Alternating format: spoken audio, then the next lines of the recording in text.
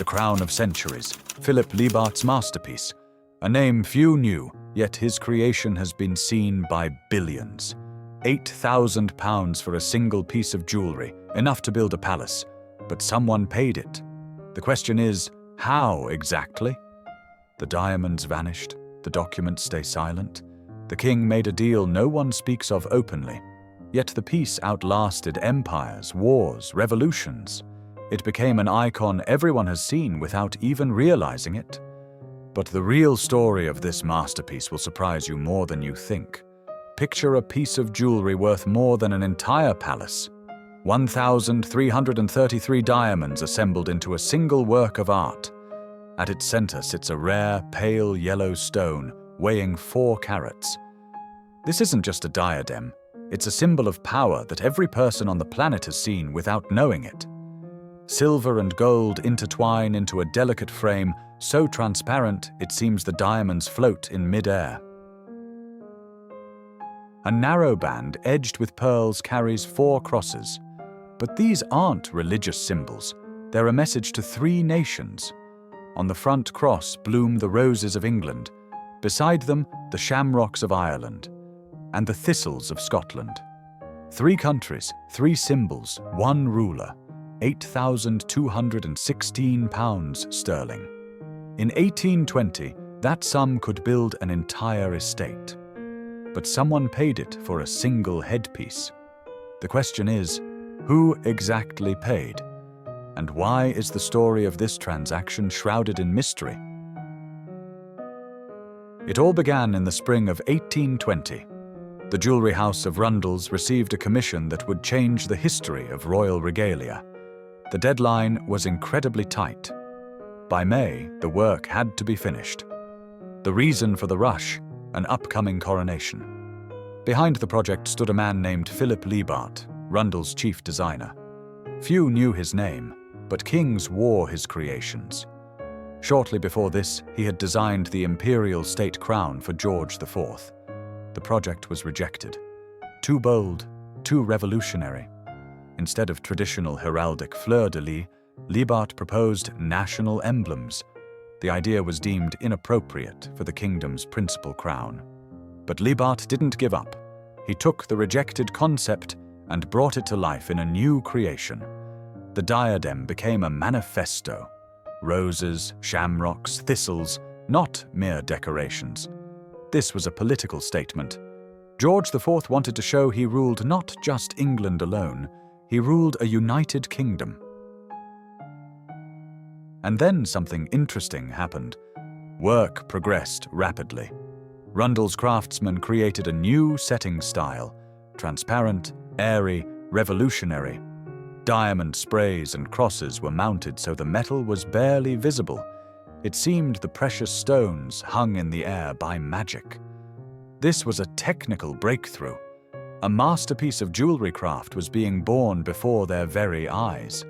Every element of the diadem carried hidden meaning.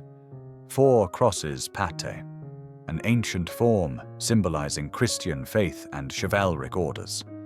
But George IV transformed them into something greater. The front cross, the largest, is adorned with a pale yellow diamond. This stone is the heart of the entire structure. From it extend 4 branches. Each branch bears its own symbol, the rose. Not a simple flower, but the heraldic Tudor rose, a symbol that united the red and white roses after a bloody war. England, forged in conflict, now united under one crown, the shamrock. 3 leaves growing from a single stem. Ireland, a land English monarchs tried to subjugate for centuries. Now its symbol gleamed on the royal diadem. The message was clear: Ireland is part of the empire, the thistle, Scotland's prickly plant.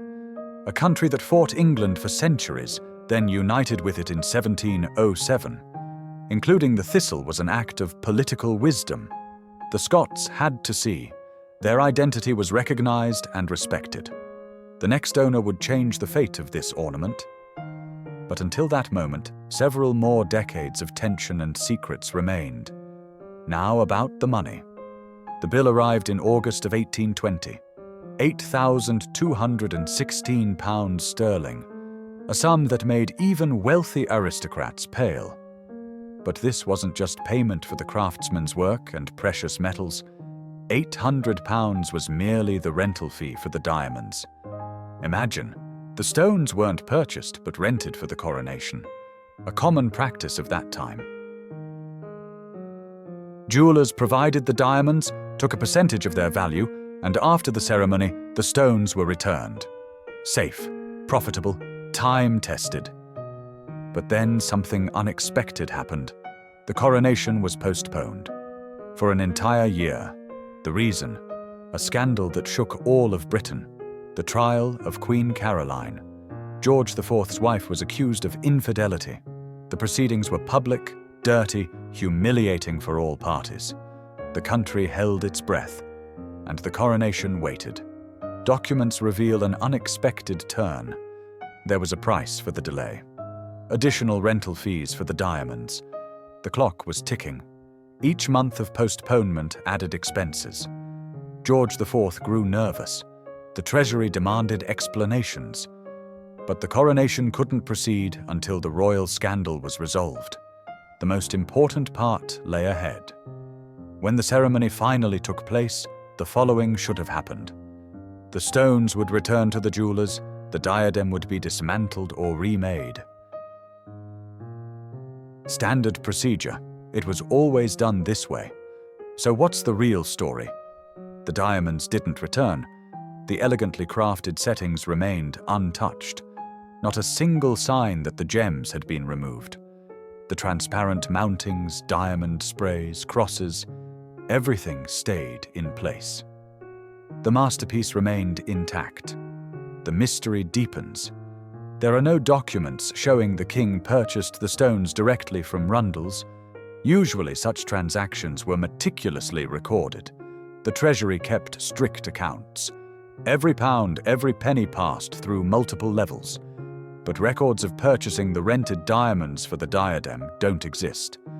The explanation for this mystery emerged much later. An exchange. George IV possessed an extensive collection of jewels, stones accumulated over decades, old settings, jewelry gone out of fashion, family heirlooms. It's believed the king conducted a hidden deal. Old stones from his personal collection in exchange for the new ones sparkling in the diadem. A decade later, the situation changed. A subsequent bill stated, the entire diadem was purchased by the king personally, not a rental, full ownership. The sum was adjusted to £7,126 sterling. Where did this figure come from? Why was it lower than the original? There are no explanations. The papers remain silent. And here we reach the main point. This financial puzzle transformed the diadem into something more than just a crown. It became an object surrounded by mystery. And mystery always increases value. The coronation took place. George IV finally wore his diadem. But not simply so. He placed it atop an enormous velvet hat in Spanish style. Picture this. A massive headdress of dark velvet, and on it a shining circle of thousands of diamonds. The contrast was stunning. The somber fabric emphasized the brilliance of the stones. Candlelight in Westminster Hall multiplied in the facets of the diamonds, transforming the king into a living embodiment of wealth and power. The ceremony in Westminster Hall was only the beginning. Then came the procession. The king walked on foot from the hall to Westminster Abbey. The diadem remained on his head the entire way. Thousands of subjects lined the route. They saw their monarch crowned with Liebart's creation. Roses, shamrocks, thistles sparkled in the sunlight. The message reached every spectator. This is the king of a united kingdom. Photographs captured the important moment. Actually, no, photographs didn't exist yet. But artists worked furiously. Paintings of that coronation show George IV in all his magnificence. The diadem stands out among all the regalia, It draws the eye. It dominates the composition. After the ceremony, the diadem didn't go into storage. George IV treasured it. But the ornament's true destiny began after his passing. Royal regalia often passed with their owners, melted down, remade, forgotten, but not this diadem. And here a new heroine enters our story. Queen Adelaide, wife of William IV. She became the first woman to wear George IV's diadem. The decision was symbolic. Adelaide could have commissioned her own crown. Many queens before her did so, but she chose her predecessor's diadem. This choice transformed the ornament into something greater, a symbol of continuity. Adelaide made changes, small, delicate ones. The diadem was slightly adjusted to fit a different head shape. Perhaps a few stones were added. The exact details are lost to time. But the essence remained unchanged. Roses, shamrocks, thistles continued to shine. Records from that time show an interesting detail. Adelaide wore the diadem at all important state occasions. Parliamentary openings, diplomatic receptions, royal balls. Each time the ornament reminded those present of the unity of the crown. The tradition was established. Subsequent queens continued this tradition. Victoria, who ascended the throne in 1837, also wore the diadem. The young queen, destined to reign longer than anyone in British history up to that point, chose this ornament as one of her favorite symbols of power. Victoria even used one element, a diamond-encrusted loop. The loop was dismantled to create a bracelet for the Order of the Garter. Thus, the diadem gave birth to a new royal ornament. The real turning point came later. Each new owner added her story to the diadem. But no one changed its basic structure.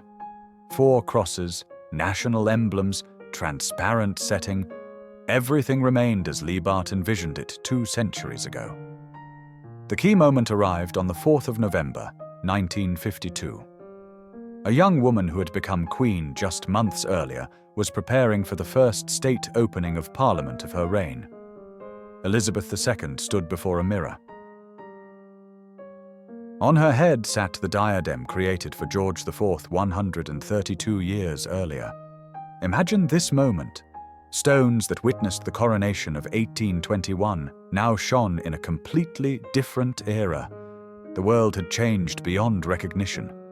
2 world wars had passed. The empire had begun to crumble. Technology had made unimaginable leaps. But the diadem remained unchanged. The same design, the same symbols, the same idea of unity. On the 4th of June, 1953, the diadem was again at the center of attention. Elizabeth II's coronation day. Millions of people around the world watched the ceremony. For the first time, a coronation was televised. Cameras captured every detail. The diadem was placed on the Queen during her journey to Westminster Abbey. The same roses, shamrocks, thistles that George IV's subjects saw were now observed by the entire world through screens. And then something amazing happened. The diadem became a modern icon. Every state opening of Parliament, and there it was again on the Queen's head. Photographers captured Elizabeth II in this diadem again and again. These images began appearing everywhere. Coins, banknotes, postage stamps, not just in Britain. Throughout the Commonwealth, Canada, Australia, New Zealand, dozens of other countries, all printed the Queen's profile in George IV's diadem. Think about the scale. Billions of people held coins bearing this diadem's image, received letters with stamps where it gleamed, paid with banknotes showing its silhouette. Most didn't even know they were looking at a creation from 1820. To them, it was simply the Queen's crown. But experts recognized the 4 crosses pate, saw the roses, shamrocks, thistles, understood. This isn't merely an ornament. This is living history. The Crown Jewels catalogue, published during Elizabeth II's Golden Jubilee in London in 2002, confirmed the diadem's status. Among all the regalia, among all the crowns and scepters, this ornament received special place. It became a symbol not only of power, but of unbroken tradition. Philip Liebart's creation outlived its maker by 2 centuries, outlived the monarch for whom it was made, outlived empires and revolutions, and continues to live. Each time Queen Elizabeth appeared in the diadem, 1,333 diamonds told the same story. A story about unity, about continuity, about how some symbols are stronger than time. That's why this diadem is more than jewelry. It's a message passed from century to century, from George IV to Elizabeth II, from the age of horse-drawn carriages to the age of spaceflight.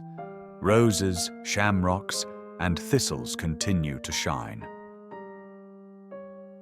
And as long as the British monarchy exists, they will remind us of that day in May of 1820 when Rundle's craftsmen completed their masterpiece. A masterpiece the entire world has seen. There's the whole truth. No royal deception, just a masterpiece that survived 2 centuries. Philip Liebart created not merely an ornament, but a symbol that united 3 nations and passed through the ages. 1,333 diamonds continue to shine, reminding us of unbroken tradition.